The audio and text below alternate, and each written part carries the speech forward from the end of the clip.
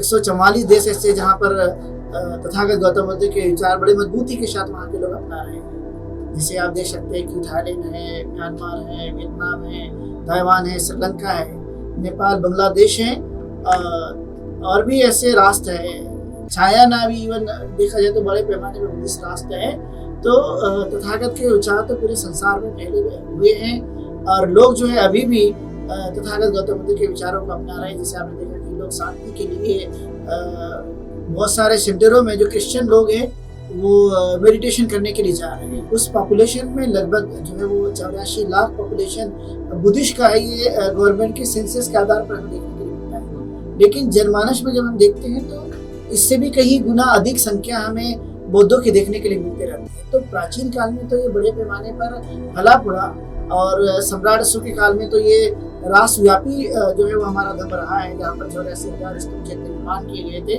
लेकिन बाद में कालांतर पे यहाँ पर जो बौद्ध धर्म का रोका गया। कैसे रोका गया? तो जैसे आप देखते हैं कि यहाँ के बौद्ध भिक्षुओं की गर्दन काटी गई, हमारे विहारों को नष्ट किया गया और हमारे जो बौद्ध प्रतीक थे उसको भी नष्ट किया गया। और आज वर्तमान में भी आप देखेंगे तो बहुत सारे ऐसे बड़े बड़े बुद्ध विहार हैं जहाँ पर जो ऐसे विचारधारा वाले लोग जिन्होंने कब्जा करके रखा हुआ है हमारे बौद्ध विहारों के ऊपर में। जैसे बोधगया का भी आप देखेंगे, वहाँ पर भी आपको ये कहीं ना कहीं देखने के लिए मिलता है कि आधा बौद्धों का और आधा पुरोहितों के कब्जे में है। उनको बहुजनों के हित और सुख के लिए प्रचार करते रही है। लेकिन उपासक उपासिका की भी एक नैतिक जिम्मेदारी बन जाती है।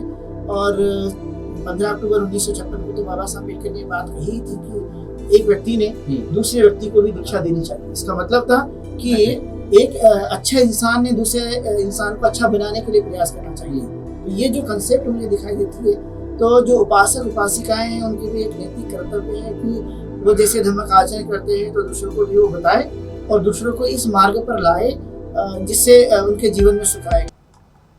साथियों, भारत में बौद्ध धर्म यह बहुत प्राचीन है और इसी धर्म से आज पूरी दुनिया में जो बुद्ध का धर्म है पूरे दुनिया में शांति का जो संदेश दे रहा है, उस संदेश को जग भर पहुंचाने के लिए, दुनिया भर में पहुंचाने के लिए भंते जी का बहुत ही महत्वपूर्ण कार्य होता है।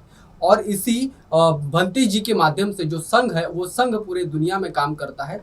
और आज हमारे सामने ऐसे ही भंते जी है। मैं भंते जी का बहुत बहुत स्वागत करना चाहता हूँ और कुछ सवाल है जो बौद्ध धर्म को लेकर के है, जो अम्बेडकरिज्म को लेकर के है, उस विषय पर भंते जी क्या सोच रखते हैं, भंते जी के क्या विचार है, हम जानेंगे। भंते जी बहुत बहुत स्वागत है, बहुत बहुत जय भीम।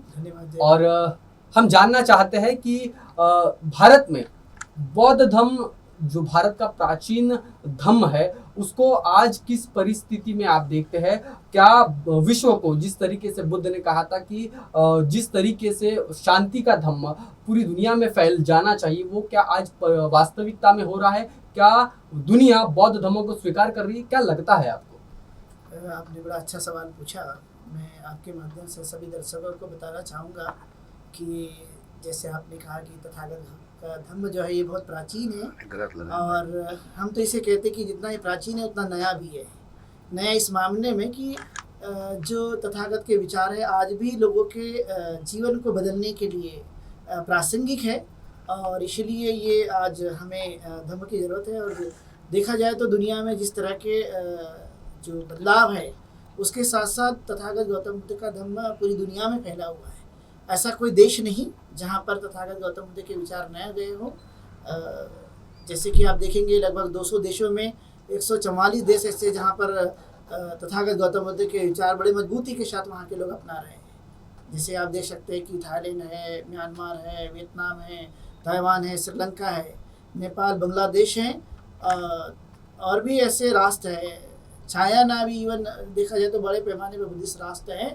तो तथागत के विचार तो पूरे संसार में फैले हुए हैं और लोग जो है अभी भी तथागत गौतम बुद्ध के विचारों को अपना रहे हैं। जैसे आपने देखा कि लोग शांति के लिए बहुत सारे सेंटरों में जो क्रिश्चियन लोग हैं वो मेडिटेशन करने के लिए जा रहे हैं और अपनी ईसाईयत को छोड़ करके वो बुद्ध विहारों की तरफ लौट रहे हैं। तो ये एक बड़ा प्रमाण है कि दुनिया भर के जो लोग हैं वो आज तथागत गौतम बुद्ध के धर्म को अपना रहे हैं, क्योंकि हर एक व्यक्ति को सुख और शांति चाहिए होती है। तो उन्होंने देखा कि कहीं तो नहीं मिली, न कर्मकांड मान करके, न अंधविश्वास मान करके, और नहीं उन्होंने देवी देवताओं को अपना करके उन्होंने सुख शांति पाई है, बल्कि उन्होंने अपना खुद का निरीक्षण परीक्षण करके और धम्म आचरण करके उन्होंने शांति और सुख प्राप्त किया। इसलिए तथागत गौतम बुद्ध के विचार पूरे संसार में अभी भी बड़ी तेजी के साथ फैल रहे हैं और स्वाभाविक हैं कि वो आगे चलकर भी फैलेंगे, क्योंकि तथागत का धम्म ये वैज्ञानिक जीवन पद्धति है। बिल्कुल, जिस तरीके से आपने कहा कि तथागत का धम्म एक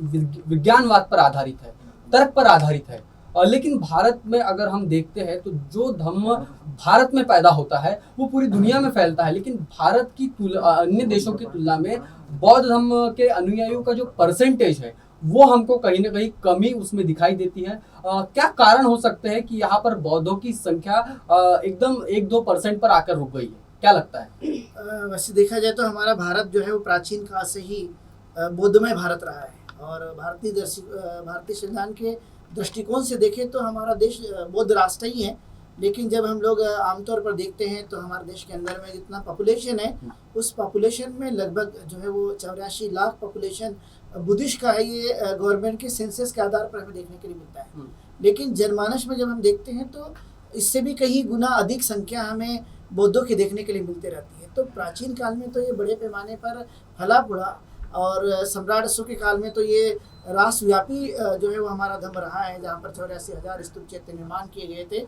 लेकिन बाद में कालांतर पे यहाँ पर जो बौद्ध धर्म का रोका गया, कैसे रोका गया, तो जैसे आप देखते कि यहाँ के बौद्ध भिक्षुओं की गर्दन काटी गई, हमारे विहारों को नष्ट किया गया, और हमारे जो बौद्ध प्रतीक थे उसको भी नष्ट किया गया। और आज वर्तमान में भी आप देखेंगे तो बहुत सारे ऐसे बड़े बड़े बुद्ध विहार हैं जहाँ पर जो ऐसे विचारधारा वाले लोग जिन्होंने कब्जा करके रखा हुआ है हमारे बौद्ध विहारों के ऊपर में। जैसे बोध गया का भी आप देखेंगे तो वहाँ पर भी आपको ये कहीं ना कहीं देखने के लिए मिलता है कि आधा बौद्धों का और आधा पुरोहितों के कब्जे में है। तो ये इस तरह की जो बातें हमें देखने के लिए मिलती है, मतलब बौद्ध धर्म को इस देश के अंदर में बढ़ने से कालांतर में रोका गया। इसका एक प्रमुख कारण है जो कि ये जानबूझ करके किया गया, क्योंकि बौद्ध धर्म आने से यहाँ का जो पुरोहित वर्ग था, जो कर्मकांड था, अंधविश्वास और पाखंड जैसे चीजें जो थी वो कहीं ना कहीं रुक चुकी थी। लोग बिलीव नहीं करते थे उन लोगों पर, और ये तथागत गौतम बुद्ध के धर्म के जीवन पद्धति को लोग बड़े अच्छी तरह से अपना रहे, क्योंकि ये अहिंसा की बातें करता है, जहाँ पर पंचशील की बातें करता है, अष्टांगिक मार्ग की बातें करता है, जीवन को श्रेष्ठ बनाने के लिए जो 10 पारमिता है उसकी बातें करता है। तो इसीलिए इसे रोका गया पूरी तरह से। और ये तो सिर्फ उन्होंने यहाँ पे रोका, लेकिन जब हम धरातल की बात करते हैं तो धरातल तो सिर्फ ये हमारे देश की बाउंड्री बनाई गई है, लेकिन देश तो पूरी दुनिया में आप देखेंगे कि सभी जगह तो मनुष्य ही रहते। तो ये काफी व्यापक हुआ, और भारत में बाबा साहब अम्बेडकर की धर्म क्रांति के बाद जब हम देखते हैं तो बौद्ध धर्म काफी तेजी से बढ़ा हुआ है। जैसे आप देख सकते हैं कि महाराष्ट्र में तो बड़े पैमाने पर है ही, लेकिन उत्तर प्रदेश है, मध्य प्रदेश है, पंजाब है, और छत्तीसगढ़ और गुजरात है, मतलब कई जगह फैला हुआ है। ऐसा अगर हम कहा जाए कि बाबा साहब ने बुद्ध धर्म को पुनर्जीवन दिया, पुनर्जीवित करके पूरे देश में और दुनिया में फैलाने का काम भी बाबा साहब ने बड़े अच्छे तरीके से किया। एक सवाल ये भी उठता है, जो लोग भारत के हैं, चाहे वो विभिन्न धर्मों के क्यों ना हो, वो भारत में अपनी आइडेंटिटी हिंदू बताते हैं या फिर कुछ और बताते हैं, लेकिन जब वो भारत से बाहर खुद को रिप्रेजेंट करते हैं, खुद को बताते हैं, तो अपनी आइडेंटिटी वो आई एम अ बुद्धिस्ट करके बताते हैं। क्या कारण हो सकते हैं इसके कि वो बाहर बुद्धिस्ट खुद को बताते हैं और भारत में वो अपने धर्म से उनकी आइडेंटिटी दिखाते हैं? हाँ, इसका एक बड़ा कारण ही है क्योंकि पूरे संसार में सिर्फ बुद्ध को जाना जाता है, क्योंकि वो मानवतावादी रहे, शांति का उन्होंने प्रचार प्रसार किया है और शांति के अग्रदूत माने जाते हैं तथागत गौतम बुद्ध। और उनकी जो शिक्षा, जिसे हम वैज्ञानिक शिक्षा कहते हैं, तो पूरे विश्व के लोगों ने उसे अपनाया, और बुद्ध की ही पहचान है। भारत के अलग लोगों की कोई खास पहचान हमें देखने के लिए नहीं मिलती, जितनी तथागत गौतम बुद्ध की पहचान है पूरे विश्व में। और इसीलिए जब भारत के लोग वहाँ पर जाते हैं तो वो अपनी यहाँ की जो ओरिजिनल आइडेंटिटी है वो नहीं बताते। वो क्या कहते हैं कि I am come from India, land of the Buddha. तो बुद्धा के लैंड को वो रिप्रेजेंट करते हैं, क्योंकि उन्हें पता है कि यदि उन्होंने किसी अन्य लोगों के नाम लिए देवी देवताओं के, तो कोई उनको पहचानते नहीं। बुद्ध को जाना जाता है उनकी शिक्षाओं की वजह से, और सब पूरी दुनिया में बुद्ध का आदर करने वाले लोग हैं। और इसीलिए वो अपनी पहचान जो है भारत की जब बताते हैं दूसरी दुनिया में जाके, तो वो बुद्ध के नाम को ही बताते हैं, क्योंकि बुद्ध की ही दुनिया की सबसे बड़ी पहचान रही है, खास करके भारत की। और इसलिए वो अपना नाम बताते, लेकिन जैसे भारत में आते तो वो अपनी पहचान कुछ अलग बदल देते हैं, क्योंकि यहाँ पर वो अलग तरह से काम करते हैं। इसलिए ये एक प्रकार से कह सकते हैं कि हम उनका दोहरा मापदंड है। जैसे बोलते हैं ना कि दो चेहरे हैं, एक तो ऐसा चेहरा जो दुनिया में जाकर बुद्ध बता रहे हैं, लेकिन भारत में आकर के वो नहीं बताते। इसका वो जो भी काम कर रहे हैं तो इससे हमें सावधानी बरतनी चाहिए। और जो ओरिजिनलिटी है, जो हमारे लोग हैं, वास्तविक लोग जो कि बुद्ध के लिए काम करते हैं, तो उन पर हमें बिलीव करके तथागत गौतम बुद्ध के विचारों का जितना अधिक प्रचार प्रसार किया जाए उतना अच्छा है, जिसी से हमारा देश संपन्न राष्ट्र और विकसित राष्ट्र बन पाएगा। एक आखिरी सवाल है, जिस तरीके से आपने कहा कि जो बुद्धिस्ट लोग हैं, जो बाबा साहब और बुद्ध की आइडियोलॉजी को फॉलो करते हैं, उनके साथ साथ भिक्खु संघ की तो ये जिम्मेदारी है कि वो बुद्ध धम्म को उसका प्रचार कर रहे हैं, उसको प्रचारित कर रहे हैं। उन सामान्य नागरिकों की क्या जिम्मेदारी है, जिनको जो सामान्य जीवन में बुद्ध को अपनाते हैं, उनकी क्या क्या जिम्मेदारी है बुद्ध धम्म को प्रचारित करने के लिए? देखा जाए तो ये सबसे बड़ी जिम्मेदारी तो तथागत गौतम बुद्ध ने भिक्खु संघ को दी थी। बिल्कुल। चरत भिक्खवे चारिकं बहुजनिताय भोजन सुखाय लोकानुकंपाय अद्दाहिताय देव मनुष्यानंग आदि कल्याणं मध्य कल्याणं पर्यवसानं कल्याणं, कि भिक्खु बहुजनों के हित और सुख के लिए प्रचार करते रहिए। लेकिन उपासक उपासिका की भी एक नैतिक जिम्मेदारी बन जाती है। और 15 अक्टूबर 1956 को तो बाबा साहब अम्बेडकर ने बात कही थी कि एक व्यक्ति ने दूसरे व्यक्ति को भी दीक्षा देनी चाहिए। इसका मतलब था कि एक अच्छा इंसान ने दूसरे इंसान को अच्छा बनाने के लिए प्रयास करना चाहिए।